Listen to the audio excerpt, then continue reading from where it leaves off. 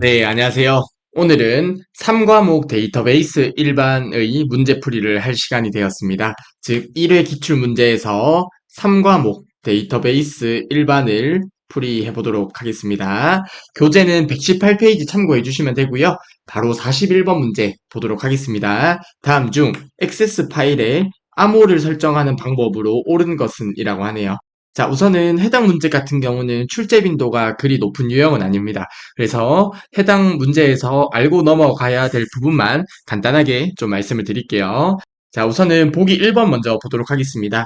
데이터베이스 압축 및 복구 도구에서 파일 암호를 설정할 수 있다고 하는데요. 우선 보기 1번은 잘못됐습니다. 데이터베이스 압축 및 복구는 말 그대로 압축과 복구에 관한 것으로 암호 설정하는 것과는 무관합니다. 그래서 보기 1번은 잘못된 설명이 됐겠고요. 보기 2번입니다. 데이터베이스를 단독 사용 모드, 단독으로 열기로 열어야 파일 암호를 설정할 수 있다고 하는데요. 우선은 보기 2번은 맞는 설명이고요. 자, 해당 문제 출제 빈도 그리 높지 않다고 말씀드렸습니다. 자, 그냥 간단하게 액세스 파일이 있는데 해당 파일에 암호를 설정을 하려고 하면 단독 사용 모드로 열어야 되구나. 이 정도만 알고 넘어가셔도 충분하실 거라 생각합니다. 자, 아무튼 41번의 정답은 2번이고요. 제가 조금 이따 액세스 통해서 간단하게 보여드리도록 하겠습니다. 자, 다음으로 보기 3번도 한번 볼게요. 데이터베이스를 MD 형식으로 저장한 후 파일을 열어야 파일 암호를 설정할 수 있다고 하는데요. 자, 우선 보기 3번도 잘못된 설명이고요. 자, 액세스 파일 형식을 한번 볼까요? 자, 액세스 파일 형식입니다. 자, 저희가 익숙한 파일 형식이 있죠. 저희가 익숙한 파일 형식은 ACCDB라는 파일 형식은 익숙하실 거라 생각을 해요. 저희가 지금 현재 사용하는 액세스 파일이 ACCDB라는 파일로 저장이 되는데요. 옛날에 사용했던 파일 형식이 MDB라는 파일 형식이 있습니다. 참고적으로 옛날 버전이라고 생각하시면 돼요. 자, 그냥 옛날 버전이라고 생각하시면 되는데, 자, 여기에서 사용자가 VBA 코드를 볼 수 없도록 파일 형식을 저장할 수 있습니다. 즉, 사용자가 VBA 코드를 볼 수 없기 때문에 VBA 코드를 이제 임의로 수정할 수 없도록 하는 파일 형식이 되는 거겠죠. 그래서 그런 파일 형식은 ACCDE라는 파일 형식으로 저장이 됩니다. 옛날에는 MDE라는 파일 형식으로 저장이 되었었고요. 참고적으로 이러한 것들이 있구나 정도 보시면 될 것 같고 파일 형식을 외울 필요는 전혀 없습니다. 그냥 지금 저희가 쓰는 파일 형식은 ACCDB인데 VBA 코드를 볼 수 없도록 하는 형식이 ACCD이고 옛날에 사용했던 파일 형식은 MDB인데 VBA 코드를 사용할 수 없도록 하는 옛날에 사용했던 파일 형식은 MD라는 형식이 됩니다. 자, 아무튼 이러한 형식이 있는데요. 해당 파일 형식이 ACCDB나 ACCDE 뭐 이런 파일 형식에 상관없이 암호 설정은 가능합니다. 암호 설정을 하려고 하면 보기 2번에 있듯이 단독 사용 모드로 열기만 하면 암호 설정은 가능해요. 그래서 보기 3번은 그래서 잘못된 설명이고요. 보기 4번입니다. 액세스 옵션 창의 보안 센터에서 파일 암호를 설정할 수 있다고 하는데요. 자, 보기 4번도 잘못된 설명이 되겠습니다. 참고적으로 보안 센터는 예를 들어서 신뢰할 수 있는 위치, 즉 어떤 파일을 열 때 컴퓨터에서 자, 컴퓨터가 있는데요. 어떤 파일을 열려고 할 때 특정 경로에 있는 파일은 신뢰를 할 수 있도록 신뢰할 수 있는 위치라든지 신뢰할 수 있는 문서 이런 것들을 설정하는 게 보안센터에서 설정을 해요. 파일 암호 설정과는 무관한 곳입니다. 자, 따라서 41번의 정답은 2번이 되고요. 자, 보기 2번 관련해서 간단하게 액세스를 통해서 실습을 보여드리도록 하겠습니다. 자, 데이터베이스를 단독 사용 모드로 열어야 파일 암호 설정이 가능하다. 이 정도만 보시면 되겠습니다.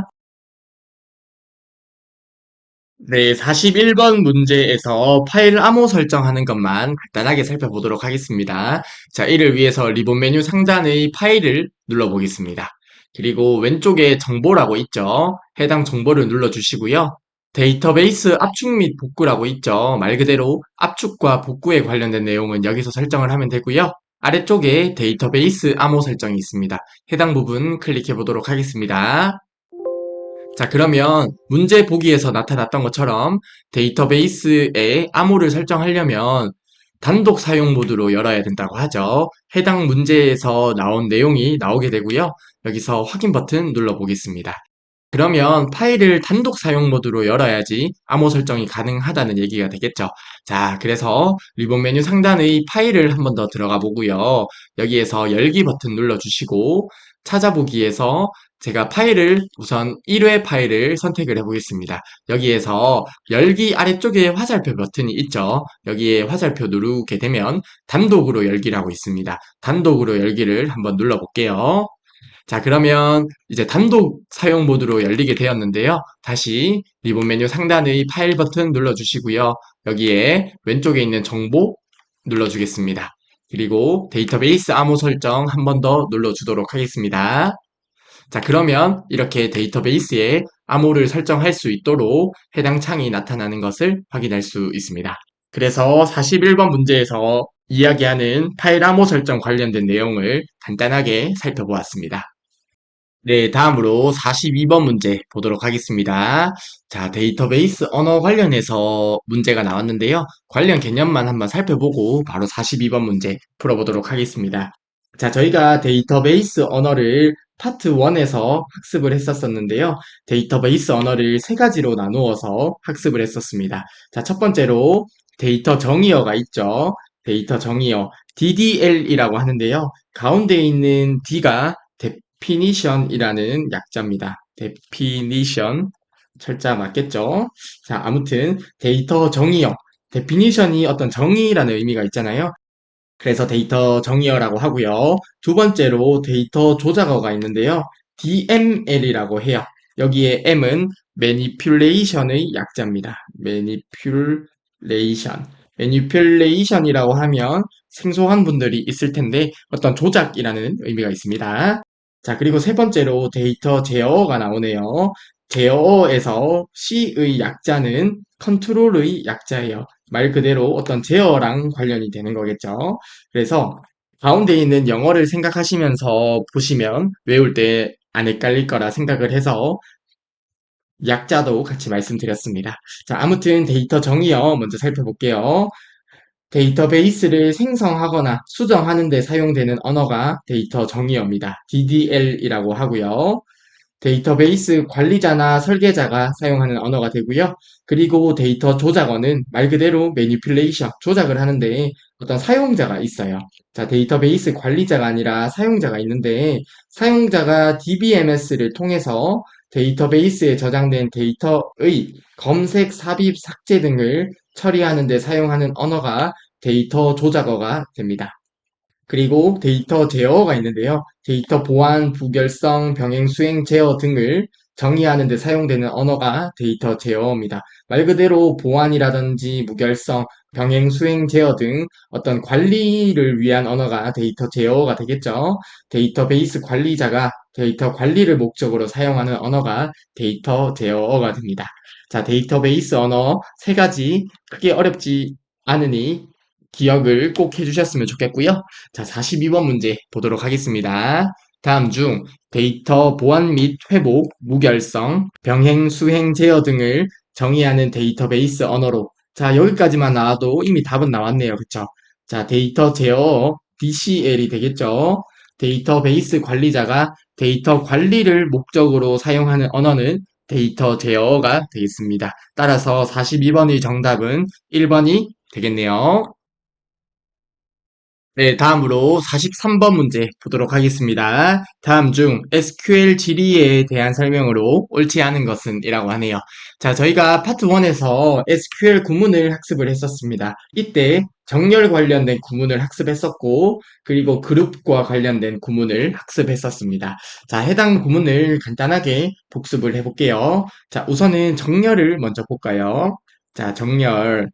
자, select 라고 키워드를 적어주시고 from 그리고 where 조건식이 있겠죠. 그리고 정렬을 위해서는 order by를 사용합니다. 그쵸? 그래서 select 뒤에는 필드명이 나오게 되는데요. 이때 필드명을 적어주되 중복된 레코드를 하나만 표시하기 위해서는 distinct라는 키워드를 적어 주었습니다.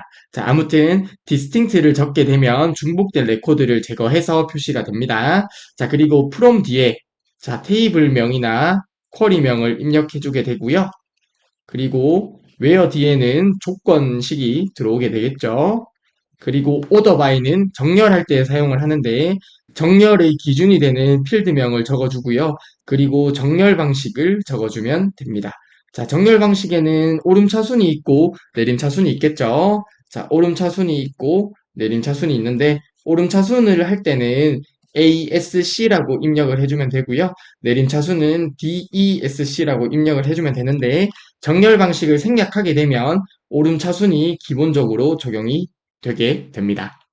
자, 해당 구문 크게 어렵지 않죠? 간단하게 해석을 해보면 from 뒤에 지정한 테이블이나 쿼리에서 해당 조건식에 맞는 필드명을 가지고 오게 됩니다. 가지고 올 때 order by 구문에서 지정한 형식에 따라서 해당 필드를 기준으로 정렬을 해서 가지고 오는 게 정렬 구문이 되고요.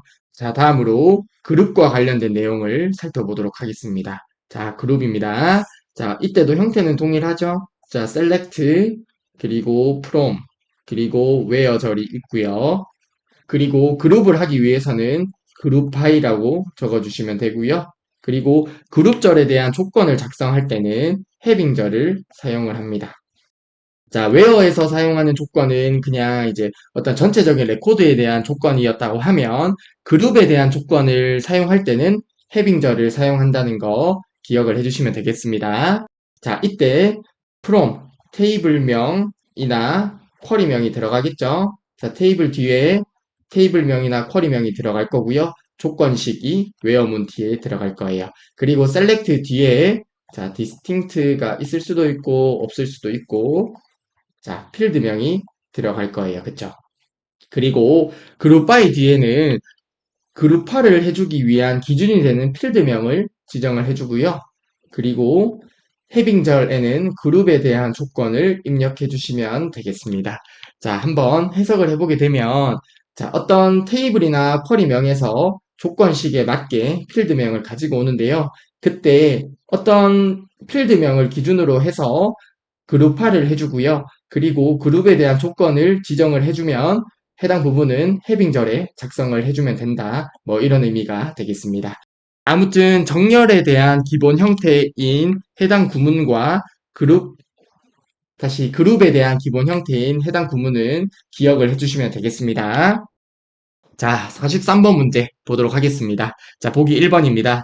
오더 바이 절 사용 시 정렬 방식을 별도로 지정하지 않으면 기본값은 DESC인 내림차순이 아니라 오름차순이 기본값이라고 했었습니다. 그래서 43번에서는 1번이 잘못됐고요. 정답은 1번이 되겠네요. 자, 보기 2번입니다. 그룹 바이 절은 특정 필드를 기준으로 그룹화하여 검색할 때 사용하는 게 그룹 바이 절이죠. 보기 2번은 맞는 설명이고요. 자, 다음으로 보기 3번. 프롬 절에는 테이블 또는 쿼리 이름을 지정하며 웨어 절에는 조건을 지정한다. 맞는 설명이 되겠죠? 보기 4번입니다. select distinct 문을 사용하면 중복 레코드를 제거를 해서 필드를 표시를 해주게 되죠. 그래서 보기 4번도 맞는 설명이 되겠습니다. 따라서 43번에서 정답은 1번이 되겠네요. 자, 오더 바이절에서 정렬 방식의 기본값은 오름차순입니다. 따라서 43번의 정답은 1번이고요. 네, 다음으로 44번 문제 보도록 하겠습니다. 다음 중 보고서의 그룹화 및 정렬에 대한 설명으로 옳지 않은 것은 이라고 하네요. 자, 저희가 보고서의 정렬 및 그룹화에 대해서도 파트 1에서 학습을 했었었는데요. 관련 개념 간단하게 복습을 하고 44번 문제 풀어보도록 하겠습니다. 자, 그룹화란 보고서의 내용을 쉽게 파악할 수 있도록 특정 필드나 식을 기준으로 데이터를 구분하여 표시하는 기능이다. 뭐 당연한 말이 되겠죠. 그리고 그룹화의 기준이 되는 필드는 데이터가 정렬되어서 표시가 되게 됩니다. 그리고 필드나 식을 기준으로 해서 10단계까지 그룹화를 할 수 있어요. 자, 그룹화를 할 때는 10단계까지 그룹화를 할 수 있고요. 그룹을 만들려고 하면 그룹 머리글 구역이나 바닥글 구역을 하나 이상은 설정을 해야지 그룹화가 이루어지게 됩니다.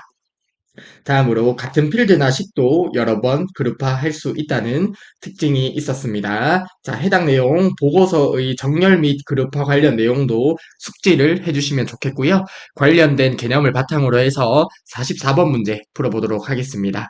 자, 보기 1번부터 바로 볼게요. 그룹은 머리글과 같은 소개 및 요약 정보와 함께 표시되는 레코드의 모음으로 맞는 말이죠. 그룹 머리글, 세부 레코드 및 그룹 바닥글로 구성이 된다. 보기 1번은 맞는 설명이 되겠고요.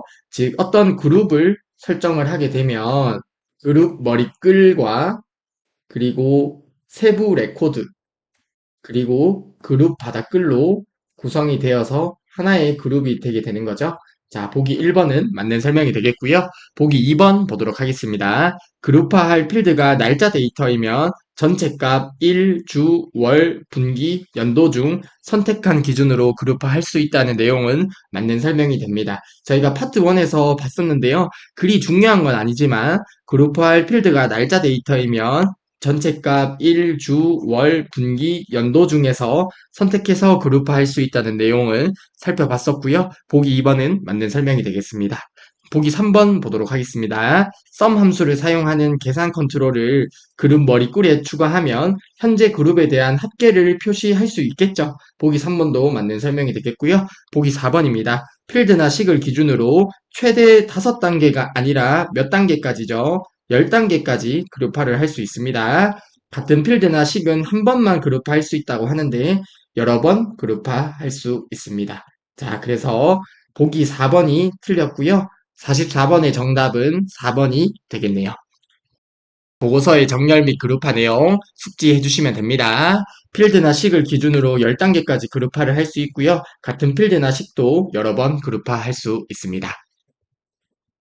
자, 다음으로 45번 문제 보도록 하겠습니다. 다음 중 보고서 작업 시 필드 목록 창에서 선택한 필드를 본문 영역에 추가할 때 자동으로 생성되는 컨트롤이 어떤 건지 묻는 문제가 되겠습니다.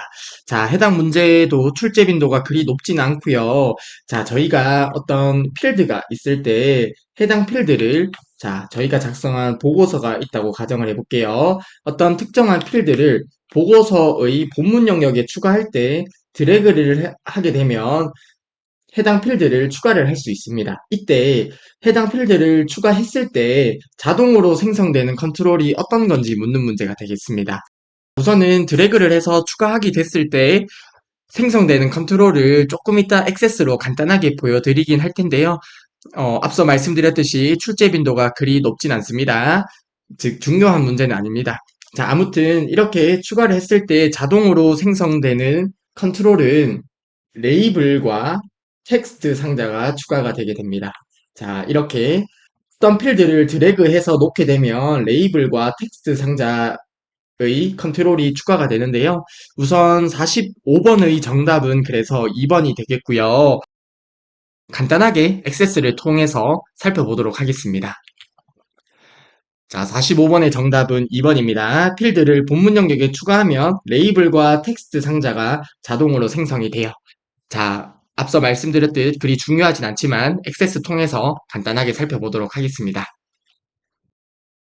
네, 45번 문제를 간단하게 살펴볼게요. 자, 우선은 왼쪽에 보면 액세스 개체들이 있네요. 여기에 테이블이 있고, 쿼리, 폼, 보고서, 매크로가 있는데요. 우선은 회원 목록 보고서를 디자인 보기로 열어보도록 하겠습니다. 회원 목록 보고서 클릭하고 오른쪽 버튼 눌러서 디자인 보기 클릭을 해줄게요. 자, 그러면 여기에 본문 영역이 있는데요. 해당 영역에 문제에 나온 것처럼 필드를 본문 영역에 추가를 하도록 하겠습니다. 리본 메뉴 상단에 보고서 디자인에 보게 되면 여기에 기존 필드 추가가 있습니다. 해당 기존 필드 추가를 클릭해 보도록 하겠습니다. 자, 그러면 저희가 사용할 수 있는 필드들이 이렇게 나타나는데요. 우선 본문 영역에 추가를 할 건데 제가 여기에 있는 회비 필드를 추가를 해보도록 하겠습니다. 그냥 회비 필드 클릭한 상태에서 드래그를 해서 본문 영역에 위치를 시켜볼게요. 자, 이렇게 위치를 시키니까 이러한 컨트롤들이 생성이 되었습니다. 그쵸? 자, 해당 컨트롤을 클릭해보고 위쪽에 있는 속성 시트를 눌러보도록 하겠습니다. 속성 시트를 누르게 되면 여기 컨트롤의 유형을 레이블, 즉 레이블 컨트롤이 추가가 되어 있고요. 그리고 해당 컨트롤을 클릭하게 되면 텍스트 상자라는 컨트롤이 추가가 된 것을 확인할 수 있습니다. 그래서 앞서 말씀드렸듯이 본문 영역에 필드를 추가하게 되면 자동으로 생성되는 컨트롤은 레이블과 텍스트 상자가 추가되는 것을 간단하게 살펴보았습니다. 그리 중요하지도 않고 사실 잘 사용은 하지 않습니다. 자, 참고적으로 보여드렸고요. 바로 다음 문제 보도록 하겠습니다. 네, 다음으로 46번 문제 보도록 하겠습니다. 다음 중 보고서의 보기 형태에 대한 설명으로 옳지 않은 것은 이라고 하네요. 자, 저희가 앞서 파트 1에서 보고서의 보기 형태를 봤었는데요. 한번 같이 살펴보도록 하겠습니다. 자, 보고서의 보기 형태입니다. 자, 교재 101쪽에 보면 해당 내용이 있는데요. 파트 1에서 학습했던 부분을 간단하게 복습을 해보고 46번 문제를 풀어보도록 하겠습니다. 자, 보고서의 보기 형태에 인쇄 미리 보기가 있었고요. 보고서 보기가 있었고, 레이아웃 보기, 디자인 보기로 나누어서 살펴봤었습니다. 이 네 가지 보기 형태는 특징을 기억을 해주시면 되는데요. 우선은 인쇄 미리 보기 먼저 보도록 하겠습니다. 말 그대로 종이에 출력되는 인쇄 모양을 미리 확인할 수 있는 형태가 인쇄 미리 보기가 되고요. 그리고 두 번째로 보고서 보기입니다. 보고서 보기는 인쇄 미리 보기와 비슷하지만 보고서의 모든 내용을 페이지 구분 없이 이어서 표시한다는 특징이 있어요. 해당 보고서 보기는 종이 출력용이 아니라 화면 출력용이죠. 그래서 보고서 보기는 화면 출력용이고 모든 페이지를 페이지 구분 없이 표시한다는 특징이 있었습니다. 다음으로 레이아웃 보기입니다. 자, 레이아웃 보기. 보고서에 출력될 데이터도 볼 수 있고 보고서의 레이아웃을 함께 볼 수 있는 게 레이아웃 보기입니다. 그래서 데이터를 보면서 컨트롤의 크기 및 위치를 수정할 수 있다는 특징이 있는 게 레이아웃 보기였습니다. 자, 마지막으로 디자인 보기인데요. 자, 보고서에 삽입된 컨트롤을 설정해서 보고서를 만들거나 수정할 수 있는 형태가 디자인 보기가 됩니다. 즉, 디자인 보기에서 어떤 컨트롤을 설정하고 컨트롤의 크기도 조정하고 보고서를 만들거나 수정할 수 있는 형태가 디자인 보기가 되는 것이죠.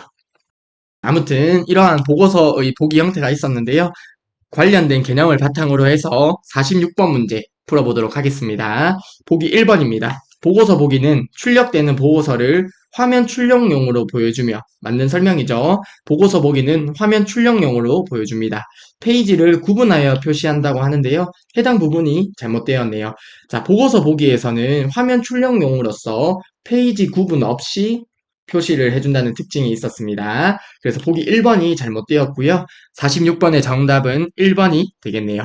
보기 2번 보도록 하겠습니다. 디자인 보기에서는 보고서에 삽입된 컨트롤의 속성, 맞춤, 위치 등을 설정할 수 있습니다. 이런 것들을 설정을 하면서 말 그대로 보고서를 디자인하는 거죠. 자, 보기 2번도 맞는 설명이 되겠고요. 보기 3번입니다. 레이아웃 보기는 출력될 보고서의 레이아웃을 보여주겠죠. 그리고 컨트롤의 크기 및 위치를 변경할 수 있는 게 레이아웃 보기예요. 자, 레이아웃 보기는 실제 데이터도 같이 출력이 되기 때문에 데이터를 보면서 컨트롤의 크기 및 위치를 수정할 수 있어서 조금 편리하게 컨트롤의 크기 및 위치를 수정할 수 있습니다.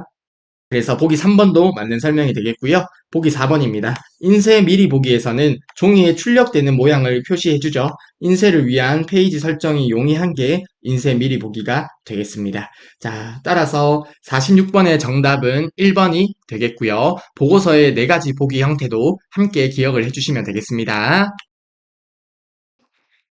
네, 다음으로 47번 문제 보도록 하겠습니다. 다음 중 아래 보고서에 대한 설명으로 옳지 않은 것은 이라고 하네요. 자, 우선은 아래쪽에 나타난 그림을 한번 보게 되면 대리점명이 서울 지점이 있고 충북 지점이 있습니다. 즉, 대리점명을 기준으로 해서 그룹화가 된 것처럼 보이고요. 그리고 해당 위쪽에 있는 부분이 그룹 머리글 영역으로 보입니다. 그리고 아래쪽에 있는 실제 데이터가 있는 부분이 본문 영역이 되겠죠. 그리고 서울 지점 소개, 즉 그룹의 어떤 요약 정보가 있는 곳이 그룹 바닥글로 보이네요. 자, 우선은 해당 그림에서 이 정도 정보는 확인을 할 수 있을 것 같고요. 자, 바로 보기 1번부터 보도록 하겠습니다. 모델명 필드를 기준으로 그룹이 설정되어 있다고 하는데요. 자, 47번에 보기 1번부터 잘못됐네요. 자, 모델명 필드가 아니라 대리점명 필드를 기준으로 그룹 설정이 된 것처럼 보입니다. 그래서 보기 1번이 잘못되었고요. 자, 보기 1번이 정답이 되겠습니다. 자, 보기 2번입니다. 모델명 필드에는 중복 내용 숨기기 속성을 예로 설정하였다고 하는데요. 모델명 필드를 한번 볼까요? 자, 모델명 필드에 보면 PC4203이고 두 번째 레코드에는 모델명이 표시가 안 된 걸로 보이네요. 즉, 중복 내용 숨기기, 모델명이 동일한 경우에는 중복 내용을 숨기기 속성을 예로 설정을 해서 이렇게 표시가 되는 것을 확인할 수 있습니다. 그래서 보기 2번은 맞는 설명이 되겠고요. 보기 3번입니다. 지점별 소개가 표시된 텍스트 상자는 그룹 바닥글에 삽입하였다고 하는데요. 자, 지점별 소개에 해당 부분이 되겠네요. 해당 부분은 그룹 바닥글에 삽입을 해서 그룹에 대한 요약 정보를 표시를 해주고 있습니다. 그래서 보기 3번도 맞는 설명이 되겠고요. 보기 4번입니다. 순번은 컨트롤 원본을 1로 입력한 후 누적합계 속성을 그룹으로 설정을 하였다고 하는데요. 자, 이렇게 표시를 하게 되면 그룹별로 해서 순번을 표시를 해줄 수가 있죠. 즉, 해당 컨트롤 원본은 1이라고 입력을 해주고요. 누적합계 속성을 그룹으로 설정을 하게 되면 자, 해당 원본 데이터는 다 1인데 자, 1에서 그대로 1로 출력이 되고요. 다음부터는 그룹에 대한 누적 합계니까 2가 출력되고 3이 출력되고 4 그리고 5가 출력이 되는 거죠. 그리고 해당 부분이 하나의 그룹이라고 하면 컨트롤 원본을 1로 설정하고 누적 합계를 그룹으로 설정을 하면 이렇게 순번을 표시할 수가 있죠. 그래서 보기 4번도 맞는 설명이 되겠습니다. 따라서 47번의 정답은 1번이 되겠고요. 자, 저희가 누적합계 관련해서 간단하게 앞서 살펴봤는데요. 아주 간단한 내용이니까 살펴보겠습니다. 컨트롤 속성의 데이터 탭에서 누적합계라는 속성이 있습니다. 보통 누적합계 속성을 이용을 해서 순번을 표시하는데요.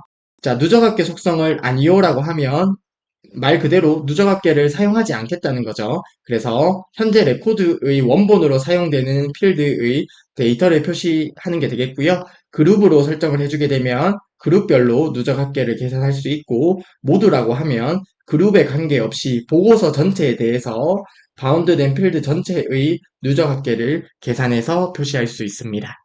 자, 참고적으로 누적합계라는 속성을 살펴봤고요. 아무튼 47번의 정답은 1번이 되겠습니다. 대리점명을 기준으로 그룹이 설정되어 있습니다. 자, 다음으로 48번 문제 보도록 하겠습니다. 다음 중 아래의 학생 테이블에 대한 SQL문의 실행 결과로 옳은 것은? 이라고 하네요. 자, 여기에 SQL 구문이 나타나 있는데요. 한번 해석을 해볼까요? 자, 우선 select가 있고요. 그리고 from이 있겠네요. 자, from 학생, 즉 학생 테이블에서 어떤 작업을 하는 것처럼 보입니다. 그리고 조건이 있습니다. 왜요? 학년은 SN이라는 조건이 있네요. 그리고 그룹화도 있네요. 자, 그룹화이. 자, 어떤 필드를 기준으로 그룹화를 하는지 보니까 전공 필드를 기준으로 그룹화를 합니다. 그리고 그룹에 대한 조건도 있습니다. 자, 그룹에 대한 조건, 해빙절이 있네요. 해빙절이 있는데요.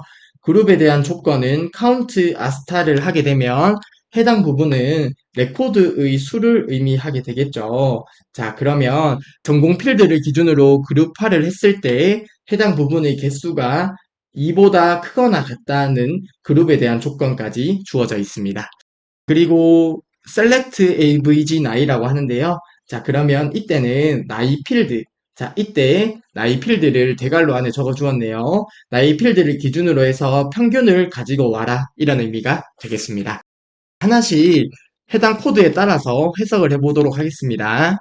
자, 우선 학생 필드에서 조건, 학년은 SN인 부분을 조건이 설정이 되어 있네요. 자, 그러면 학년이 SN인 거 먼저 살펴보겠습니다. 자, 해당 부분 SN, SN, 그리고 해당 부분이 조건이고요. 나머지 부분은 조건에 해당되지 않으니까 제외를 시켜주시면 되겠네요. 자, 그리고 우선은 where 조건 다음에 그리고 그룹화를 해보도록 하겠습니다. 자, 전공 필드를 기준으로 그룹화를 하면 되겠네요. 자, 전공 필드가 여기 있는데요. 자, 여기에서 통계학과가 있고요. 영문학과, 통계학과가 있습니다. 자, 그러면 전공을 기준으로 해서 통계와 영문으로 그룹화를 할 수 있겠습니다. 자, 이때 통계 라는 전공에 해당하는 레코드는 두 개가 되고요. 영문에 해당하는 레코드는 하나가 되겠네요. 그쵸? 근데 그룹에 대한 조건인 해빙절을 보게 되면 자, 그룹화를 한 결과 레코드의 수가 두 개 이상인 경우만 가지고 오라고 하죠. 그러면 영문인 경우는 그룹화의 절의 조건인 해빙절에 의해서 제외가 되게 되고요. 그러면 해당 부분만 관련된 필드로 사용을 할 수 있겠네요. 그리고 셀렉트 구문이 있습니다. 자, 이때 그러면 전공에서는 통계만 가지고 오겠네요. 이때 나이 필드 23, 25의 평균을 구해라 이런 의미가 되겠습니다. 그러면 23과 25의 평균은 24이 되겠죠. 자, 그러면 정답은 몇 번이 되나요? 4번이 되겠습니다. 자, SQL 구문의 그룹화하는 해당 구문 기억해 주시면 됩니다. 자, 아무튼 48번의 정답은 4번이 되겠습니다. 네, 다음으로 49번 문제 보도록 하겠습니다. 다음 중 선택 쿼리에서 선택 쿼리라고 하는데요. 저희가 쿼리를 두 가지로 나누어서 배우긴 했었는데 쿼리에는 선택 쿼리가 있고요. 그리고 실행 쿼리가 있습니다. 자, 해당 개념을 몰라도 액세스 합격하는 데는 전혀 무리 없습니다. 자, 참고적으로 저희가 쿼리를 배울 때 선택 쿼리와 실행 쿼리로 나누어서 배웠었습니다. 선택 쿼리는 테이블의 내용을 검색하는 쿼리가 선택 쿼리가 되었었고요. 그리고 실행 쿼리는 실제 테이블의 내용을 조작하는, 즉 내용을 조작하는 쿼리가 실행 쿼리가 되었습니다. 참고적으로 쿼리는 저희가 선택 쿼리와 실행 쿼리로 나누어서 파트 1에서 학습을 했었었는데요. 선택 쿼리는 테이블에서 내용을 검색하는 쿼리고 실행 쿼리는 테이블의 내용을 조작하는 쿼리가 실행 쿼리라고 합니다. 아무튼 다음 중 선택 쿼리에서 사용자가 지정한 패턴과 일치하는 데이터를 찾고자 할 때, 패턴과 일치하는 데이터를 찾고자 할 때 사용되는 연산자는 뭐예요? 자, 바로 나오셨으면 좋겠는데, like 연산자가 되죠. 자, 기억나실 거라 생각합니다. 자, 그래서 49번의 정답은 3번이 되고요. 자, 저희가 특수 연산자 관련해서 학습을 했었습니다. 그쵸?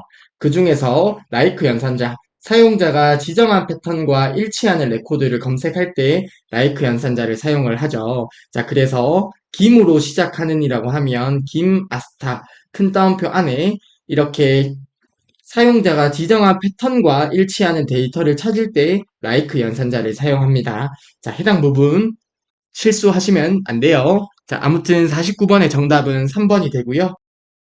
자, 나머지 연산자도 간단하게 살펴볼게요. 인연산자의 인수로 지정된 값과 같은 레코드만 검색을 하며 5월 연산과 수행한 결과가 같다고 학습을 했었죠. 그리고 비트윈 연산자입니다. 비트윈 연산자는 범위로 지정된 값과 같은 레코드만 검색을 하며 AND 연산을 수행한 결과와 같다는 부분을 파트 1에서 학습을 했었습니다. 그리고 not이라는 연산자가 있네요. 조건식의 결과를 부정해주는 연산자가 not 연산자가 됩니다. 자, 아무튼 문제에서 나온 사용자가 지정한 패턴과 일치하는 데이터를 찾을 때 사용되는 연산자는 like 연산자입니다. 49번의 정답은 3번이고요. 다음 문제 보도록 하겠습니다. 자, 50번입니다. 다음 중 아래 SQL 문으로 생성된 테이블에서의 레코드 작업에 대한 설명으로 옳지 않은 것은 이라고 하네요. 자, 하나씩 같이 살펴보도록 하겠습니다. 자, 우선은 해당 부분 create 테이블 먼저 보겠습니다. 말 그대로 create 만들어라. 자, 고객 테이블을 만들라고 합니다. 자, 그러면 고객 테이블이 있겠고요. 자, 고객 테이블을 한번 그려볼게요. 그리고 고객 아이디라는 필드가 있고 고객명 필드, 연락번호 필드가 있습니다. 자, 고객 아이디 필드가 있고요. 고객명 필드가 있습니다. 그리고 연락번호 필드도 있네요. 자, 그리고 프라이머리 키라고 해서 해당 의미는 기본 키를 설정해라라는 의미가 되겠습니다. 자, 그러면 고객 테이블에서 프라이머리 키, 즉 기본 키는 고객 아이디가 기본 키가 되겠습니다. 여기까지 이해되셨겠죠? 자, 다음으로 아래쪽에 있는 내용도 같이 볼게요. create 만들라고 하는데요. 계좌 테이블을 만들라고 합니다. 자, 계좌 테이블을 만들라고 하네요. 자, 이때는 필드가 계좌번호 필드가 있고요. 그리고 고객 아이디 필드, 잔액 필드가 있네요. 자, 계좌번호 필드가 있고요. 그리고 고객 아이디 필드도 있습니다. 그리고 잔액 필드도 있네요. 자, 그리고 프라이머리 키, 즉 기본 키로 계좌번호 필드를 설정하라고 하네요. 자, 계좌번호 필드가 기본 키가 되고요. 포린 키라고 해서 외래 키도 있습니다. 자, 포린 키는 외래 키가 되는데, 자, 외래 키는 어떤 테이블과 참조할 때 사용되는 키가 외래 키가 됩니다. 즉, 고객 테이블과 레퍼런스, 참조를 하네요. 자, 고객 테이블과 어떤 관계가 맺어져 있는데, 이때 고객 아이디 필드를 기준으로 해서 이렇게 관계가 맺어져 있네요. 고객 테이블과 같이 이렇게 맺어져 있습니다. 이때 고객과 계좌 간의 관계는 1대 M이라고 하네요. 1대 다 관계가 되겠습니다. 자, 이렇게 관계가 설정되어 있다는 내용을 가지고 바로 문제를 풀어보도록 하겠습니다. 자, 우선은 아래쪽에 저희가 기본키 관련한 내용을 파트 1에서 학습을 했었었는데요. 자, 해당 부분 중요해요. 자, 기억을 해주시면 됩니다. 모든 레코드를 고유하게 식별할 수 있는 키가 기본키가 되는데, 자, 해당 부분 기본키 필드는 중복값이 없어야 하고 널값이 없어야 합니다. 그리고 추가적으로 관계 설정된 테이블에서 기본키를 해제할 수가 없어요. 즉 기본키를 해제하려고 하면 우선은 관계를 먼저 삭제를 하고 기본키를 해제를 할 수 있습니다. 자, 파트 1에서 학습했던 내용 기억해 주시면 됩니다. 자, 50번 문제. 보기 1번부터 볼게요. 고객 테이블에서 고객 아이디 필드는 동일한 값을 입력할 수 없다라고 하는데, 자, 고객 아이디 필드는 기본 키죠. 그러면 당연히 중복 값은 입력될 수 없으니까 보기 1번은 맞는 설명이 되겠네요. 보기 2번입니다. 계좌 테이블에서 계좌번호 필드는 반드시 입력해야 된다고 하는데, 자, 기본 키 필드는 중복 값도 안 되고 널 값도 안 되죠. 널 값이 비어있는 값인데, 즉 반드시 입력을 해야 되겠죠. 보기 2번도 맞는 설명이 되겠고요. 보기 3번입니다. 고객 테이블에서 연락번호 필드는 원하는 값으로 수정하거나 생략할 수 있다고 하는데요. 자, 고객 테이블의 연락번호 필드가 있네요. 자, 연락번호 필드에는 원하는 값으로 수정하거나 생략할 수 있겠죠. 그쵸? 자, 보기 3번은 맞는 설명이 되고요. 그리고 왼쪽에 있는 부분을 보면 자, 고객명 필드에 낫널이라고 있어요. 즉 기본 키가 아니더라도 이렇게 널 값을 입력하지 마라라고 이렇게 제약 조건을 줄 수 있는데요. 연락번호 필드에는 그러한 내용도 없기 때문에 원하는 값으로 수정하거나 생략을 할 수도 있겠습니다. 그래서 보기 3번도 맞는 설명이 되겠고요. 보기 4번도 함께 보도록 하겠습니다. 계좌 테이블에서 고객 아이디 필드는 동일한 값을 입력할 수 없다고 하는데요. 우선 보기 4번이 잘못되었네요. 계좌 테이블에서는 고객 아이디 필드에서는 뭐 기본 키도 아니고 왼쪽에 있는 제약 조건을 보게 되면 not null이라고 밖에 없죠. 즉 null 값만 즉 비어 있게만 안 하면 중복된 값은 입력을 할 수 있겠습니다. 다시 한번 말씀드릴게요. 계좌 테이블에서는 고객 아이디 필드가 기본 키가 아니니까 중복이 안 되고 null 값이 안 된다는 조건은 적용이 안 되겠죠. 그쵸? 그리고 왼쪽의 SQL문을 보게 되면 계좌 테이블에서 고객 아이디 필드는 낱널이라는 조건밖에 없습니다. 즉 널값 즉 널값 생략하지만 않으면 중복된 값은 입력을 할 수가 있습니다. 그래서 50번의 보기 4번이 잘못된 설명이 되겠습니다. 따라서 50번의 정답은 4번이 되겠네요. 자, 다시 한번 말씀드릴게요. 기본 키에서 기본 키 필드는 중복 안 되고 널 값이 안 된다. 해당 내용은 절대 까먹으시면 안 됩니다. 그래서 50번의 정답은 4번이었고요. 다음 문제 보도록 하겠습니다. 네, 다음으로 51번 문제 보도록 하겠습니다. 다음 중 테이블에서 입력 마스크를 다음과 같이 설정한 경우 입력할 수 없는 값은 어떤 건지 묻는 문제가 되겠습니다. 자, 우선 저희가 사용자 서식 기호를 학습했었는데요. 해당 부분도 시험 문제에 자주 출제되기 때문에 기억을 해주셔야 됩니다.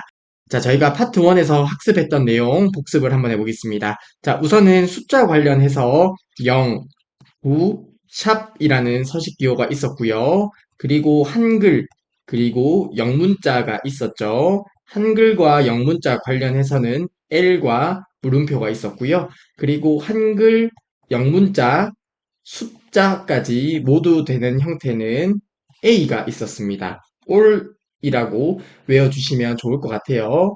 자, 그리고 정말 모든 문자, 그리고 공백까지 해서 가능한 서식 기호는 해당 기호가 있었습니다. 그쵸? 자, 우선은 첫 번째로 해당 형태는 외워주시고요. 첫 번째로. 그리고 두 번째 암기 팁은 자, 그 다음에 필수인 서식 기호를 외워주시면 돼요. 필수를 외울 때 올라라고 했습니다.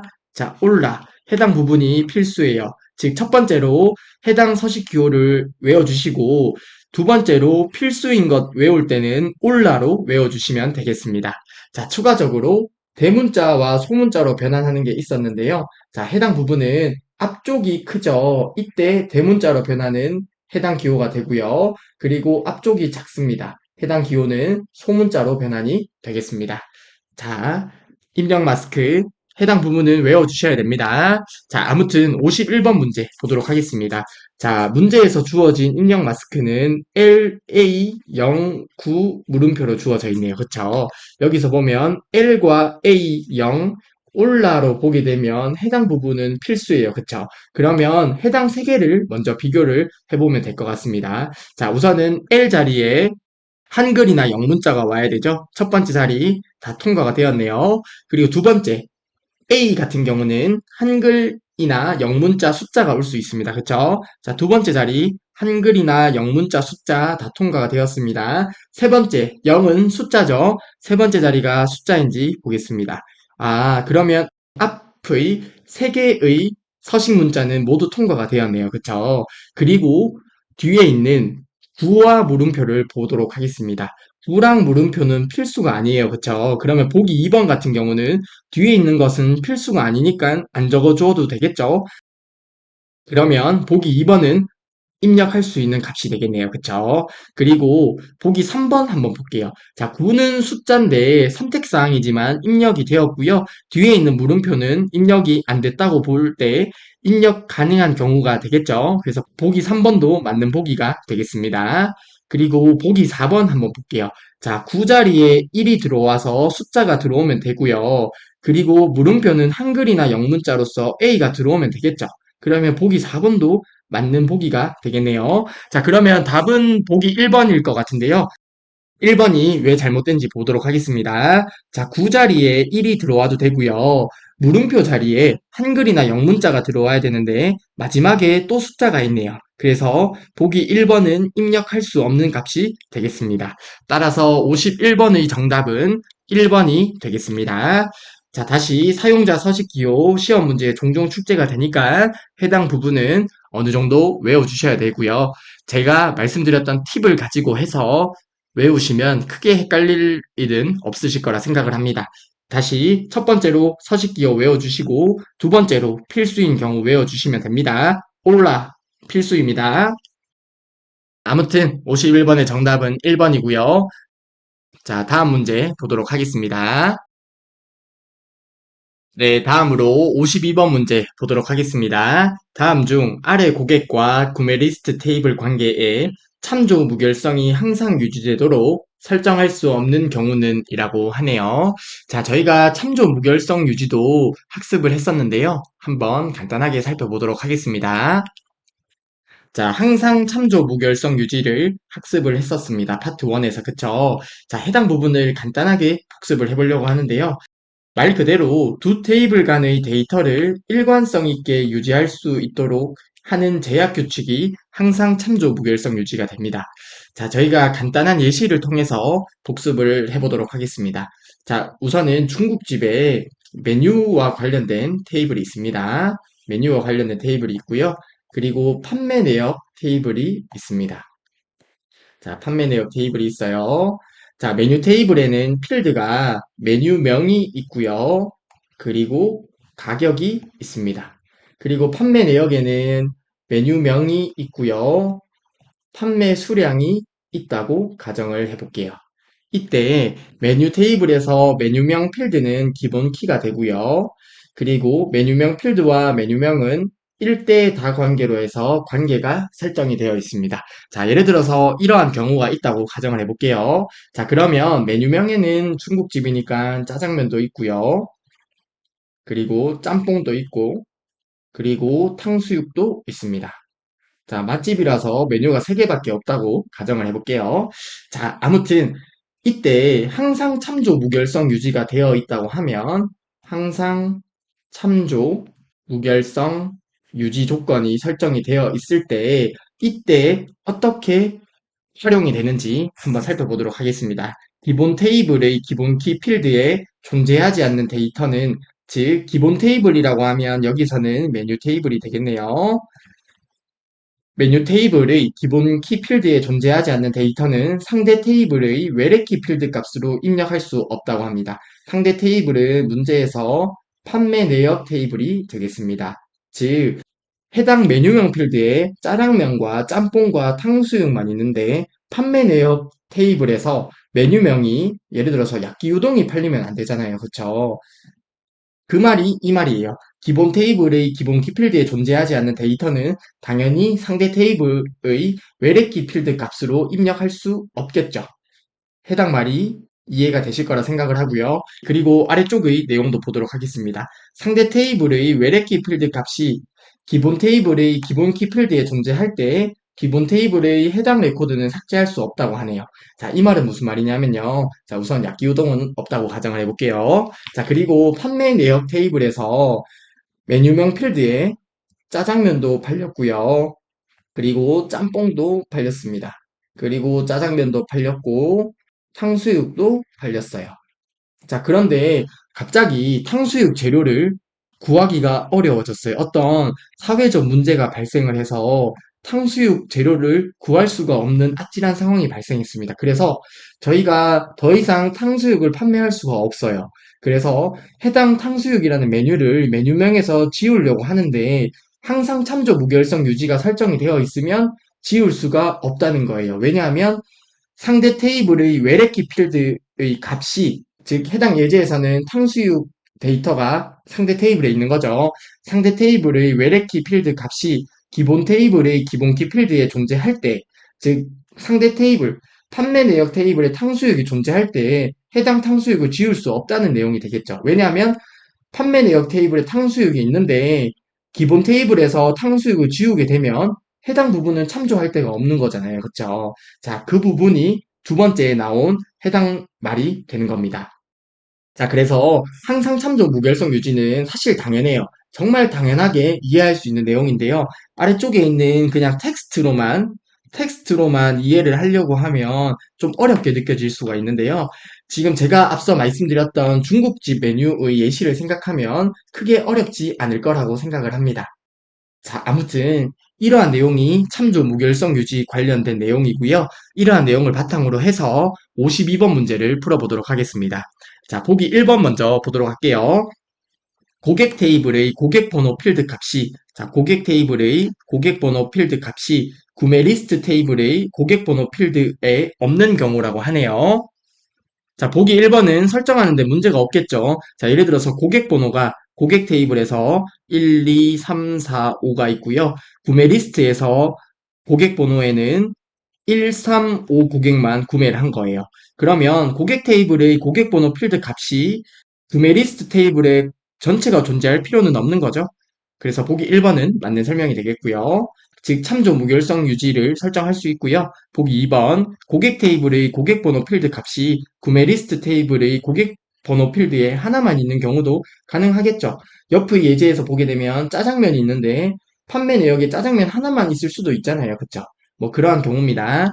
즉 보기 2번의 내용은 참조 무결성 유지를 설정하는데 전혀 문제가 없고요. 보기 3번 보도록 하겠습니다. 구매 리스트 테이블의 고객 번호 필드 값이 고객 테이블의 고객 번호 필드에 없는 경우 해당 보기는 참조 무결성을 설정할 수 없죠. 왜냐하면 저희가 이 우동이라는 데이터가 판매 내역 테이블에 있으면 안 된다고 얘기했었잖아요. 그쵸? 그 말이랑 동일합니다. 구매 리스트 테이블의 고객 테이블, 즉 해당 부분이 상대 테이블이 되죠. 상대 테이블의 외래키 필드에 고객번호 필드가 있는데 그 값이 고객 테이블에 없으면 참조 무결성 유지를 설정할 수 없는 거죠. 그래서 보기 3번이 항상 참조 무결성 유지를 설정할 수 없는 경우가 되겠습니다. 그래서 52번의 정답은 3번이 되겠고요. 보기 4번 보도록 하겠습니다. 고객 테이블의 고객번호 필드 값이 구매 리스트 테이블의 고객번호 필드에 2개 이상 있어도 팀조 무결성 유지는 설정할 수 있죠. 자, 오른쪽 예제에서 보게 되면 기본 테이블에 짜장면이 하나 있는데 판매 내역에 짜장면이 이렇게 2개 있어도 상관없는 거잖아요. 그쵸? 그래서 보기 4번의 내용도 참조 무결성 유지를 설정하는데 전혀 문제가 될 거는 없는 보기가 되겠습니다. 자, 따라서 52번의 정답은 3번이 되겠고요. 항상 참조 무결성 유지 이해만 하시면 돼요. 이렇게 텍스트를 외우려고 하면 되게 어렵게 느껴질 수 있습니다. 근데 저희가 앞서 봤던 중국집 메뉴의 예시를 생각해 보면 크게 이해하는데 어렵지 않을 거라 생각을 합니다. 자, 아무튼 52번의 정답은 3번이 되겠습니다. 네, 다음으로 53번 문제 보도록 하겠습니다. 다음 중 외부 데이터 가져오기 기능에 대한 설명으로 옳지 않은 것은 이라고 하네요. 자, 외부 데이터 가져오기 기능은 말 그대로 어떤 액세스 외부에 있는 데이터를 액세스로 가져오는 게 되겠죠. 그래서 뭐 엑셀이라든지 어떤 텍스트 파일도 있을 수 있고요. 뭐 이러한 다양한 파일들을 액세스로 가지고 오는 기능을 외부 데이터 가져오기 기능이라고 생각을 해주시면 되겠습니다. 자, 아무튼 이러한 외부 데이터 가져오기 기능에 대한 설명으로 옳지 않은 것은 이라는 문제가 되겠습니다. 자, 보기 1번부터 보도록 하겠습니다. 텍스트 파일을 가져와 기존 테이블의 레코드로 추가하려는 경우, 자, 우선 외부 데이터에서 데이터를 가지고 올 때 가지고 와서 새로운 테이블을 만들 수도 있고요. 아니면 기존에 있던 테이블에서 레코드를 추가하는 경우도 가능합니다. 즉, 외부에 있는 데이터를 가지고 새로운 테이블을 만들 수도 있고, 기존에 액세스에 존재했던 테이블에서 새로 가져온 데이터를 레코드를 추가하면서 가지고 올 수도 있습니다. 아무튼 텍스트 파일을 가지고 와서 기존 테이블의 레코드로 추가하려는 경우 기본 키에 해당하는 필드의 값들이 고유한 값이 되도록 데이터를 수정하면서 가져올 수 있다라고 하는데요. 우선 보기 1번의 설명이 잘못되었습니다. 외부 데이터 가져오기를 할 때 데이터를 수정하면서는 가지고 올 수가 없어요. 그래서 보기 1번의 설명이 잘못되었고요. 53번의 정답은 1번이 되겠습니다. 자, 외부 데이터 가져오게 할 때 데이터를 수정하면서는 가지고 올 수 없습니다. 그리고 보기 2번 보도록 하겠습니다. 엑셀 워크시트에서 정의된 이름의 영역을 액세스의 새 테이블이나 기존 테이블의 데이터 복사본으로 만들 수 있다고 하는데요. 우선 보기 2번은 맞는 설명이 되고요. 보기 2번에 보게 되면 저희가 엑셀 시트가 있잖아요. 엑셀 시트가 있는데 여기에 시트 1번도 있고 시트 2번도 있고 시트 3번도 있다고 가정을 해볼게요. 자, 이렇게 여러 시트가 있는데요. 그 중에서 저희가 시트 1번을 가지고 오려고 합니다. 자, 시트 1번을 가지고 올 때 시트 1번 전체를 가지고 올 수도 있고요. 아니면 시트 1번 내에서 어떤 정의된 이름이 있다고 하면 그 해당 부분을 가지고 올 수도 있습니다. 그래서 엑셀 워크시트에서 정의된 이름의 영역을 가지고 올 수도 있고요. 해당 영역을 가지고 온다고 했을 때 위에서 설명드렸던 것과 동일하게 새 테이블로 가지고 올 수도 있고 기존 테이블에서 추가로 가지고 올 수도 있습니다. 그래서 보기 2번의 설명은 맞는 설명이 되겠습니다. 문제풀이하고 조금 있다가 액세스 통해서 외부 데이터 가져오기를 한번 수행을 해볼게요. 자, 그리고 보기 3번입니다. 액세스에서는 한 테이블에 256개 이상의 필드를 지원하지 않으므로 맞는 설명이 돼요. 액세스에서는 필드를 255개까지만 지원을 해요. 그래서 256개 이상의 필드는 지원하지 않습니다. 그래서 원본 데이터는 열의 개수가 255개를 초과하지 않아야 된다는 설명은 맞는 설명이 되겠고요. 그리고 보기 4번 보도록 하겠습니다. 엑셀 파일을 가져오는 경우에 한 번에 하나의 워크시트만 가져올 수 있으므로 여러 워크시트의 데이터를 가져오려면 각 워크시트에 대해서 가져오기 명령을 반복해야 된다고 하는데요. 보기 4번도 맞는 설명이 됩니다. 앞서 예시를 들었던 부분에서 저희가 시트 1번과 그리고 시트 2번, 시트 3번에서 모두 데이터를 가지고 오려고 해요. 그러면 시트 1번에서 외부 데이터 가져오기를 해야 되고요. 시트 2번에서도 외부 데이터 가져오기, 그리고 시트 3번에 대해서도 외부 데이터 가져오기 기능을 각각 수행해 주셔야 됩니다. 그래서 해당 명령을 반복해야 된다라는 설명은 맞는 설명이 되겠습니다. 따라서 53번의 정답은 1번이 되겠고요. 53번 문제 관련해서 저희가 간단하게 액세스를 통해서 실습을 진행해 보도록 할게요. 자, 외부 데이터 가져오기를 하면서 데이터를 수정하면서는 가지고 올 수 없습니다. 자, 해당 내용 기억해 주시면 되겠고요. 자, 액세스로 해당 실습 진행해 보도록 하겠습니다. 네, 저희가 간단하게 액세스에서 외부 데이터 가져오기를 수행해 보도록 하겠습니다. 자, 이를 위해서 리본 메뉴 상단의 외부 데이터라고 있죠. 해당 부분 클릭을 해 보도록 하겠습니다. 자, 여기에 새 데이터 원본이라고 있습니다. 새 데이터 원본에서 파일에서 엑셀 파일에서 저희가 외부 데이터를 가지고 와 볼게요. 자, 여기에 엑셀을 클릭해 주겠습니다. 자, 여기에 파일 이름을 설정해 주시면 되겠는데요. 우선은 제가 가지고 올 파일을 선택해 주도록 하겠습니다. 자, 그러면 외부 데이터에서 가져올 파일을 설정을 했고요.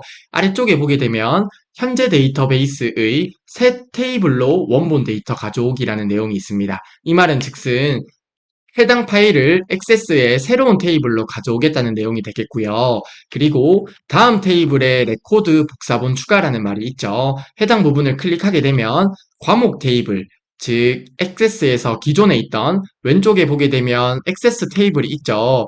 여기에 과목 테이블이라고 있는데요. 해당 과목 테이블에 이어서 레코드를 추가하겠다는 내용이 되겠습니다. 그래서 외부에서 데이터를 가지고 올 때 앞서 말씀드렸듯이 새 테이블로 가지고 올 수도 있고요. 기존에 있던 테이블에서 레코드를 추가하면서 가지고 올 수도 있습니다. 우선은 저는 현재 데이터베이스의 새 테이블로 원본 데이터 가져오기를 클릭하고요. 확인 버튼 눌러볼게요. 여기에서 워크시트 표시라고 있죠. 해당 엑셀 파일이 시트 1번이 있고요. 시트 2번이 있는 걸로 보입니다. 시트 1번에는 이러한 데이터가 있고요. 시트 2번을 클릭하면 이러한 데이터가 있습니다. 자, 저희가 문제에서 봤듯이 시트 1번을 클릭하면요. 해당 데이터를 가지고 올 수 있는데요. 시트 2번에서 가지고 오려고 하면 해당 과정을 한 번 더 수행을 해주어야 됩니다. 그리고 워크시트 자체에서 가지고 올 수도 있고요. 이름 있는 범위 표시라고 있습니다. 해당 부분을 클릭하게 되면 시트 1번 안에 제가 테스트라고 어떤 범위를 테스트라고 이름을 정의를 해두었습니다. 그러면 엑셀에서 파일을 가지고 올 때 시트 자체에서 가지고 올 수도 있고요. 아니면 기존에 정의된 이름을 이렇게 가지고 올 수도 있습니다.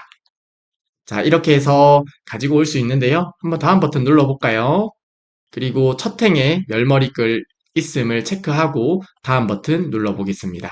그리고 해당 부분에서는 데이터 형식을 설정할 수 있는데요. 이런 부분은 생략하고 다음 버튼 눌러볼게요. 그리고 기본 키도 선택은 해줄 수 있습니다. 자, 기본 키 없음을 선택하고 그냥 다음 버튼 테이블 이름을 테스트라고 적어볼게요. 마침 버튼 눌러보겠습니다. 그리고 닫기 버튼 눌러주도록 하겠습니다.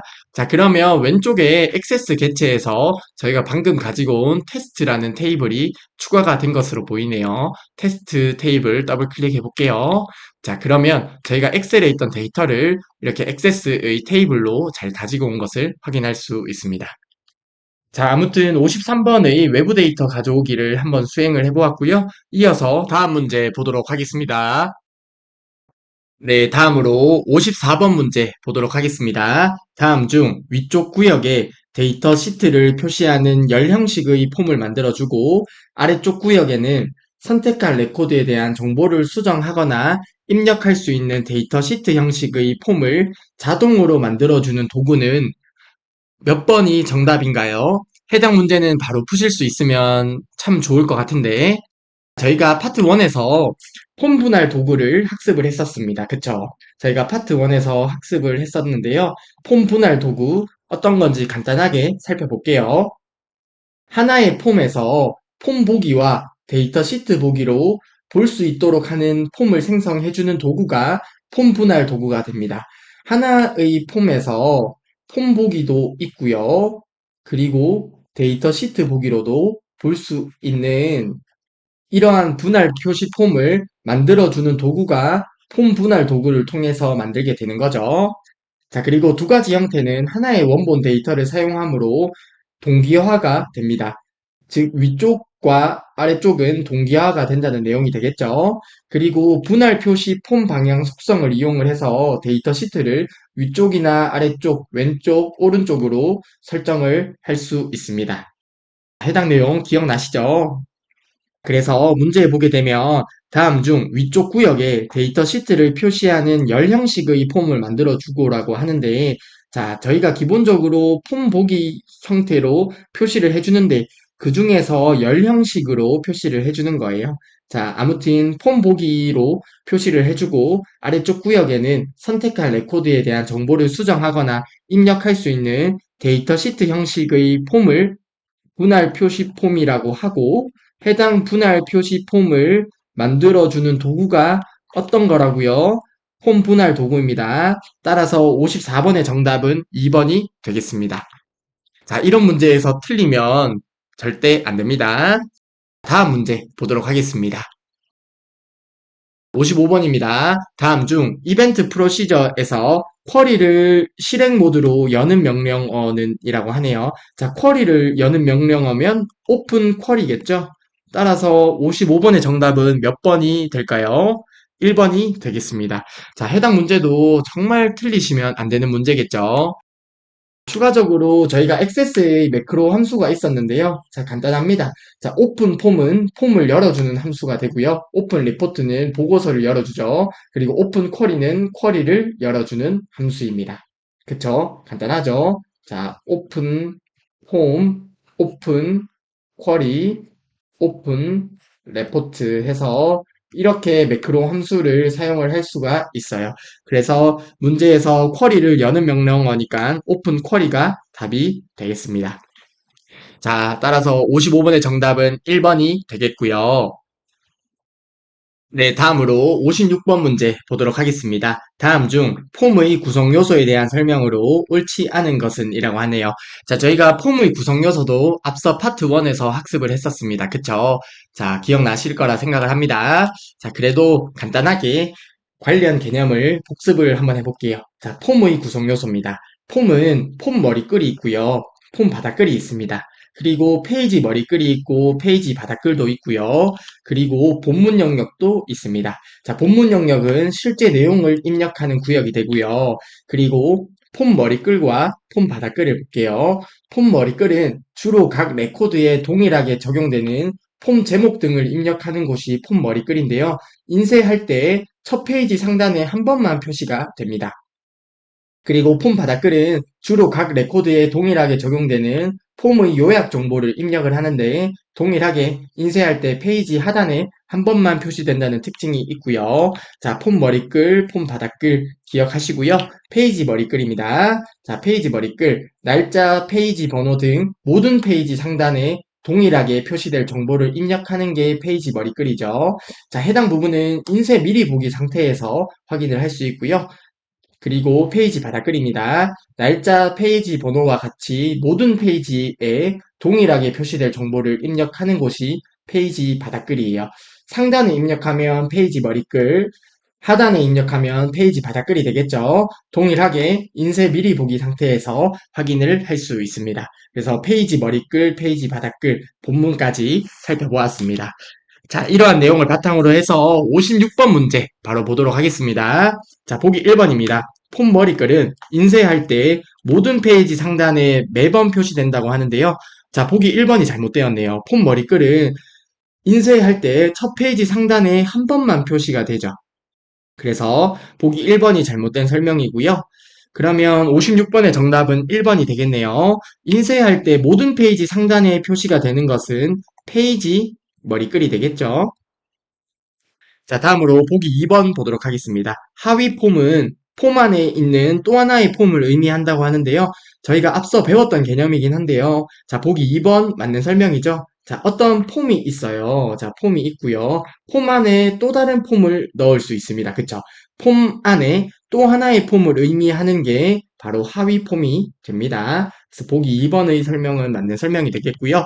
보기 3번입니다. 폼 바닥글은 폼 요약 정보 등과 같이 각 레코드에 동일하게 표시될 정보가 입력되는 구역이다. 맞는 설명이죠. 보기 4번입니다. 본문은 사용할 실제 내용을 입력하는 구역으로 맞는 설명입니다. 폼 보기 형식에 따라 하나의 레코드만 표시하거나 여러 개의 레코드를 표시할 수 있습니다. 그쵸? 하나의 레코드만 표시하려고 하면 보기 형식을 단일 폼으로 설정을 하면 되고 여러 개의 레코드를 표시하려고 하면 연속 폼으로 설정을 해주면 됩니다. 자, 아무튼 보기 4번의 설명도 맞는 설명이고요. 따라서 56번의 정답은 1번이 되겠습니다. 자, 폼 머리글은 인쇄할 때 첫 페이지 상단에 한 번만 표시가 됩니다. 네, 다음으로 57번 문제 보도록 하겠습니다. 다음 중 폼 작성에 관한 설명으로 옳지 않은 것은 이라고 합니다. 자, 보기 1번부터 보도록 하겠습니다. 여러 개의 컨트롤을 선택하여 자동 정렬할 수 있다고 하는데요.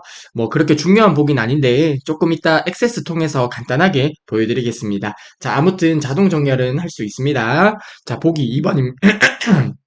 다시 자 보기 2번입니다. 컨트롤의 탭 순서는 자동으로 화면 위에서 아래로 설정된다고 하는데요. 자 해당 부분이 잘못되었네요.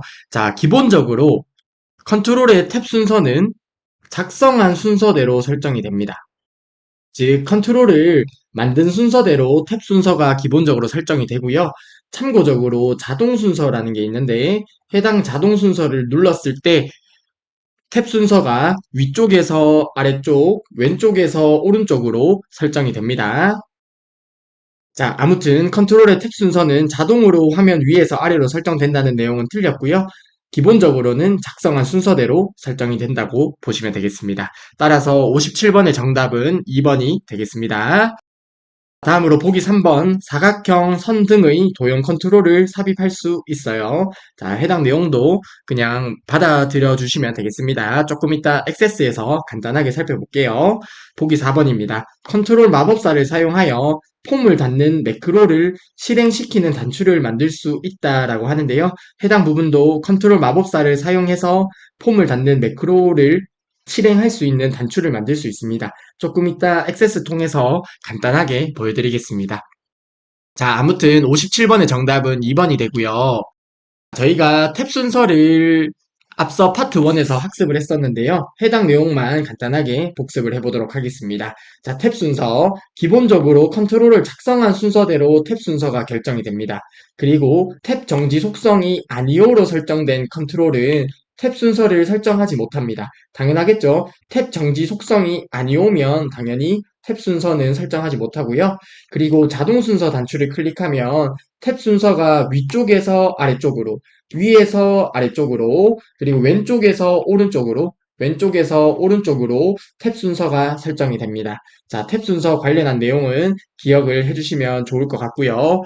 그리고 나머지 보기 관련해서 간단하게 액세스에서 한번 확인을 해보도록 하겠습니다. 네, 간단하게 57번에서 몇 가지 보기만 액세스를 통해서 살펴보도록 하겠습니다. 자, 우선은 폼 작성과 관련된 내용이므로 여기에 있는 회원 목록 폼을 들어가 보도록 할게요. 오른쪽 버튼 눌러서 디자인 보기로 들어가 보겠습니다. 자, 그러면 폼 머리글이 있고 페이지 머리글, 본문, 페이지 바닥글, 폼 바닥글이 있네요. 여기에서 본문에 있는 컨트롤들을 한번 클릭해 보겠습니다. 자, 해당 부분을 누르면 본문에 있는 컨트롤을 전체를 선택할 수 있어요. 자, 그래서 저는 해당 부분을 눌러서 본문에 있는 컨트롤을 클릭을 해보고요. 여기에 정렬로 들어가 보도록 하겠습니다. 자, 여기에 해당 부분을 클릭을 해서요. 여기에 보면 자동이라고 있죠. 자, 그래서 문제에 나오는 여러 개의 컨트롤을 선택해서 자동 정렬할 수 있다는 내용은 확인을 해보았고요. 뭐 크게 중요한 내용은 아닙니다. 그리고 보기 3번의 보기를 한번 볼게요. 자, 여기에서 양식 디자인에 보면 컨트롤이라는 그룹이 있습니다. 여기에서 선 컨트롤이 있고요. 그리고 사각형 컨트롤이 있죠. 그래서 보기 3번의 내용은 사각형 선 등의 도형 컨트롤을 삽입할 수 있다는 내용은 이러한 내용이 됩니다. 보기 3번도 뭐 그렇게 크게 중요한 내용은 아닙니다. 자, 다음으로 보기 4번. 컨트롤 마법사를 사용하여 폼을 닫는 매크로를 실행하는 단추를 만들 수 있다고 하는데요. 해당 내용은 무슨 말이냐면 여기에 컨트롤 그룹이 있죠. 여기에 아래쪽의 화살표 버튼을 눌러 보겠습니다. 그러면 컨트롤 마법사 사용이라고 저는 체크가 되어 있는데요. 체크가 되어 있는 상태에서 한번 진행을 해보도록 할게요. 그러면 문제의 보기에서 말한 컨트롤 마법사를 사용하여 라는 말은 해당 컨트롤 마법사를 사용해서 작성한다는 말이 됩니다. 아무튼 컨트롤 마법사 사용이 클릭된 상태에서 여기에 있는 단축 컨트롤을 추가해 보도록 하겠습니다. 자, 단축 컨트롤을 여기 한번 추가를 해볼게요. 자, 그러면 명령 단추 마법사가 나타나는데요. 아까 마법사 사용한다는 부분이 체크가 되어 있기 때문에 이러한 명령 단추 마법사가 나타납니다. 여기에 폼 작업을 클릭을 하고요. 매크로 함수 중에 폼 닫기를 클릭을 해볼게요. 그리고 다음 버튼을 눌러서 해당 부분에 단추에 텍스트나 그림을 넣으시겠습니까? 라는 부분이 나오는데요. 저는 텍스트로 폼 닫기를 표시를 해볼게요. 다음 버튼 누르고 단추 이름 설정하는 건데 그냥 마침 버튼을 눌러보겠습니다. 자, 그러면 문제에 제시된 내용은 이렇게 컨트롤 마법사를 사용하여 폼을 닫는 매크로를 실행하는 단추를 만들 수 있다는 내용은 해당 내용이 되고요. 해당 실습을 한번 진행해 보았습니다. 네, 이렇게 57번에 있는 보기를 액세스를 통해서 확인을 해보았습니다. 바로 다음 문제 보도록 하겠습니다. 네, 다음으로 58번 문제 보도록 하겠습니다. 다음 중 관계형 데이터베이스의 조인에 대한 설명으로 옳지 않은 것은 이라고 하네요. 자, 저희가 조인 관련한 내용은 파트 1에서 학습을 했었었는데요. 한번 관련 개념을 간단하게 복습을 해보도록 하겠습니다. 자, 조인입니다. 자, 조인은 두 개 이상의 테이블을 하나의 테이블처럼 연결해서 사용하기 위한 방법을 정의한 게 조인이에요. 그리고 조인에 사용되는 필드의 데이터 형식은 동일하거나 호환되어야 됩니다. 그리고 관계가 설정되지 않은 두 테이블 간에도 조인을 수행할 수는 있습니다. 자, 해당 특징 기억을 해주시고요. 그리고 조인에서 저희가 배운 유형은 내부 조인이 있고요. 그리고 외부 조인이 있는데요. 외부 조인 중에 왼쪽 외부 조인이 있고요. 오른쪽 외부 조인이 있습니다. 하나씩 간단하게 살펴보겠습니다. 내부 조인은 조인된 필드가 일치하는 행만 표시하는 게 내부 조인이 되고요. 내부 조인에서는 이너 조인을 통해서 작성을 했었습니다. 그리고 왼쪽 외부 조인은 왼쪽 테이블에서는 모든 레코드를 포함하고 오른쪽에 있는 테이블에서는 조인된 필드가 일치하는 레코드만 표시를 하는 게 왼쪽 외부 조인이에요. 왼쪽 외부 조인은 레프트 조인을 사용을 해서 작성을 했었고요. 그리고 오른쪽 외부 조인은 오른쪽 테이블에서는 모든 레코드를 포함하고 왼쪽 테이블에서는 조인된 필드가 일치하는 레코드만 표시하는 게 오른쪽 외부 조인이고요. 이때는 라이트 조인을 사용을 해서 쿼리를 작성을 했었습니다. 자, 저희가 파트 1에서 학습했던 조인 관련된 내용을 정리를 해보았고요. 해당 개념 숙지를 해주시면 되겠습니다. 자, 이러한 개념을 바탕으로 해서 58번 문제 보도록 하겠습니다. 자, 우선 보기 1번이에요. 쿼리에 여러 테이블을 포함할 때는 조인을 사용하여 원하는 결과를 얻을 수 있다고 하는데 맞는 말이 되겠죠? 자, 이렇게 두 개 이상의 테이블을 사용할 때 조인을 사용해서 원하는 결과를 얻을 수 있습니다. 그리고 보기 2번입니다. 내부 조인은 조인되는 두 테이블에서 조인하는 필드가 일치하는 행만을 반환하려는 경우에 사용한다라는 의미는 맞는 말이 되겠죠. 내부 조인은 조인된 필드가 일치하는 행만 표시하는 조인이 내부 조인이 됩니다. 그리고 보기 3번 보겠습니다. 외부 조인은 조인되는 두 테이블에서 공통값이 없는 데이터를 포함할지 여부를 지정할 수 있다고 하는데요. 자, 우선 보기 3번의 설명은 맞는 설명이 되겠고요.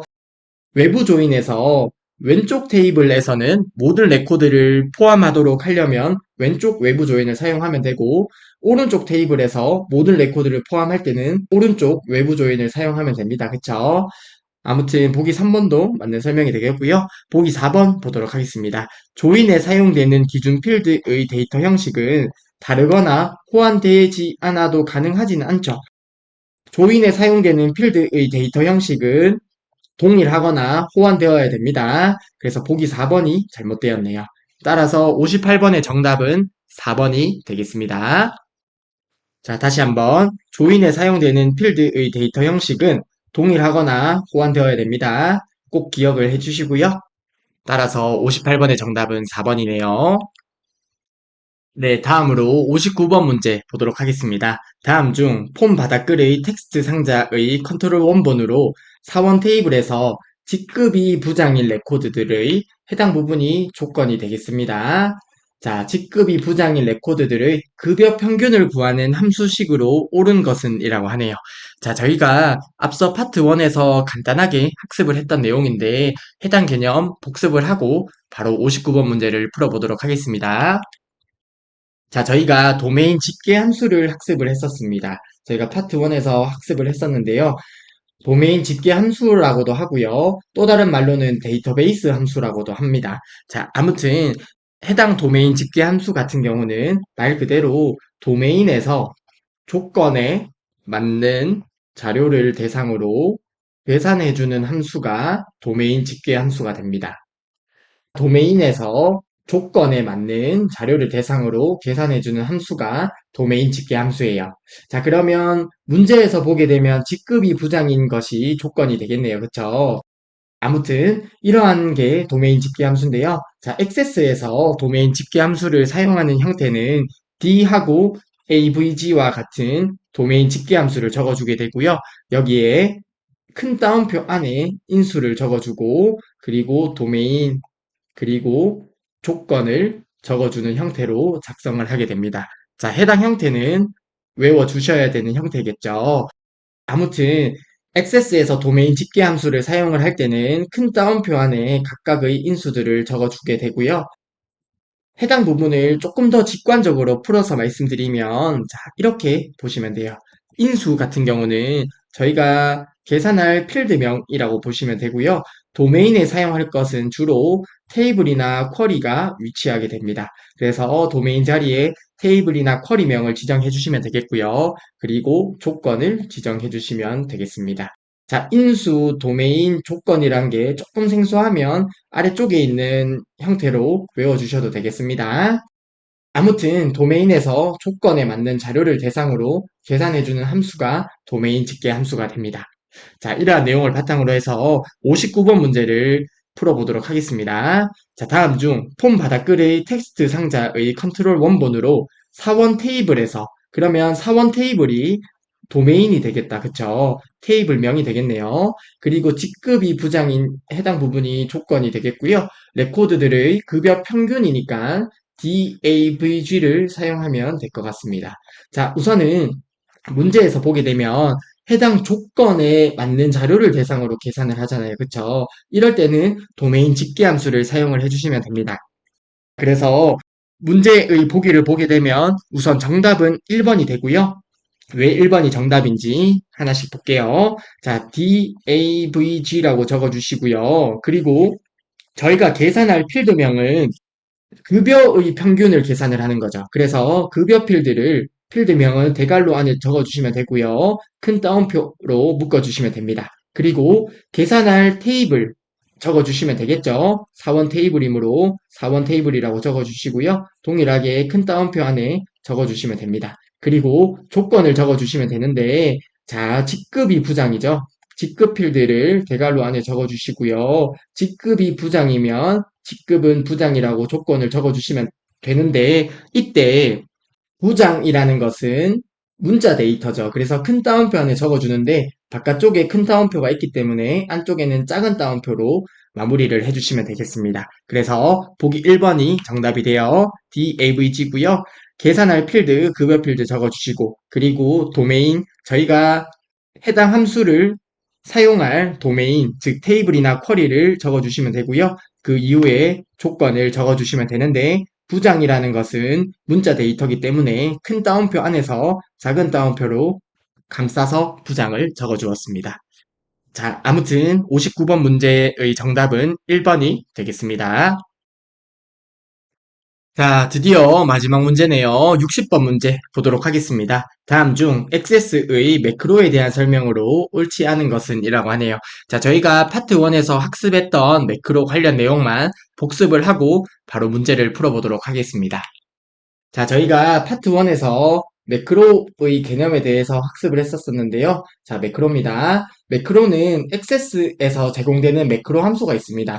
해당 매크로 함수를 이용해서 액세스의 작업을 자동화하는 기능을 매크로라고 합니다. 자, 하나의 매크로에는 여러 개의 매크로 함수를 포함할 수 있고요. 그리고 하나의 매크로에 여러 개의 하위 매크로도 포함을 할 수 있습니다. 즉, 하나의 매크로, 자, 매크로 1번 안에 여러 개의 매크로 함수를 사용해서 매크로를 작성할 수 있고요. 그리고 매크로 2번이라는 매크로에서는 매크로 1번을 포함을 할 수도 있고요. 아니면 또 다른 매크로 3번이 있다고 했을 때 또 다른 매크로도 포함할 수가 있습니다. 그래서 하나의 매크로에 여러 개의 하위 매크로도 포함을 할 수가 있고요. 하나의 매크로에 여러 개의 매크로 함수도 포함시킬 수 있습니다. 자, 아무튼 매크로 관련 문제 크게 어렵진 않을 것 같은데요. 바로 문제를 보도록 하겠습니다. 자, 보기 1번입니다. 반복적으로 수행되는 작업을 자동화하여 간단히 처리할 수 있도록 하는 기능이다. 해당 부분이 매크로의 정의가 되겠죠. 보기 1번은 맞는 설명이 되겠습니다. 다음으로 보기 2번입니다. 매크로 함수 또는 매크로 함수 집합으로 구성이 됩니다. 그쵸? 그리고 각 매크로 함수의 수행 방식을 제어하는 인수를 추가할 수 있다고 하는데요. 우선 보기 2번은 맞는 설명이 되겠고요. 인수를 추가할 수 있다는 내용은 저희가 액세스에서 매크로를 만들게 되면 예를 들어서 오픈 폼이라는 매크로를 만든다고 가정을 해볼게요. 자, 해당 매크로 함수를 통해서 어떤 매크로를 만들 건데요. 오픈 폼이라는 매크로 함수를 지정하게 되고요. 그리고 해당 함수를 지정을 했으면 폼을 어떤 형태로 열지 인수를 추가하면서 해당 매크로를 작성하게 됩니다. 그래서 문제에서 나온 보기는 그러한 내용이에요. 각 매크로 함수의 수행 방식을 제어하는 인수를 추가할 수 있다는 내용은 예를 들어서 오픈 폼이라는 매크로 함수를 쓸 때 폼은 어떻게 열 거고 이제 그런 것들을 지정하는 거죠. 자, 아무튼 보기 2번은 맞는 설명이 되겠고요. 보기 3번입니다. 매크로를 이용하여 폼을 열고 닫거나 메시지 박스를 표시할 수도 있습니다. 자, 이러한 매크로 함수들이 있는데요. 폼을 여는 매크로 함수, 폼을 닫는 매크로 함수, 메시지 박스를 표시하는 매크로 함수를 통해서 이러한 과정을 할 수 있습니다. 자, 그러면 60번의 정답은 4번이 될 것 같은데요. 자, 보기 4번입니다. 매크로는 주로 컨트롤의 이벤트에 연결하여 사용하며 해당 부분은 맞습니다. 주로 매크로를 저희가 작성을 하고요. 이 매크로를 실행시키기 위해서 어떤 컨트롤에 저희가 매크로를 지정을 해서 사용을 합니다. 그래서 해당 컨트롤을 클릭하면 지정된 매크로가 실행되는 방식으로 해서 많이 사용을 하는데요. 폼 개체 내에서만 사용할 수 있다고 하는데 해당 부분이 잘못되었네요. 폼에서도 사용을 할 수가 있고요. 그리고 보고서에서도 매크로는 사용할 수가 있습니다. 따라서 60번에서 보기 4번은 잘못된 설명이 되겠습니다. 따라서 60번의 정답은 4번이 되겠네요. 자, 매크로는 폼뿐만 아니라 보고서 개체에서도 사용할 수 있습니다. 자, 매크로 관련 내용 기억을 해주시고요. 자, 저희가 이렇게 해서 1회의 모든 기출문제를 풀어보았는데요. 앞으로 저희가 풀이할 기출문제가 2회에서 6회까지의 기출문제가 아직 남아 있습니다. 자, 앞서 말씀드렸듯이 저는 해당 부분을 모두 풀이할 예정이지만 학습을 하시는 분은 여기까지 오시면 안 돼요. 그래서 제가 원하는 거는 마지막 6회의 기출문제는 조회수가 거의 없었으면 좋겠다는 생각을 하며 어, 그래도 저는 이어서 강의 촬영을 해보도록 하겠습니다. 자, 한 번만 더 말씀드릴게요. 자, 저희 커말의 정석은 파트 1과 파트 2로 구성이 되는데요. 필기에서는 파트 1을 잘 학습하셨으면 파트 1만 학습하시더라도 충분히 필기 시험에서 60점 이상 획득하실 수 있습니다. 하지만 사람마다 편차가 있고 성격상 조금 더 보고 싶어 하시는 분들이 있을 수 있어요. 그러한 분들도 파트 1에서 1회에서 적어도 2회까지만 풀어보시고 늦어도 3회 안에는 반드시 필기시험에 응시를 해서 필기시험 합격하고 이후에 실기시험을 준비하셨으면 좋겠습니다. 자, 아무튼 1회 기출문제는 여기서 마무리하도록 하겠습니다. 자, 정말 수고 많으셨고요. 다음 시간에 2회 기출문제를 풀이해 보도록 하겠습니다.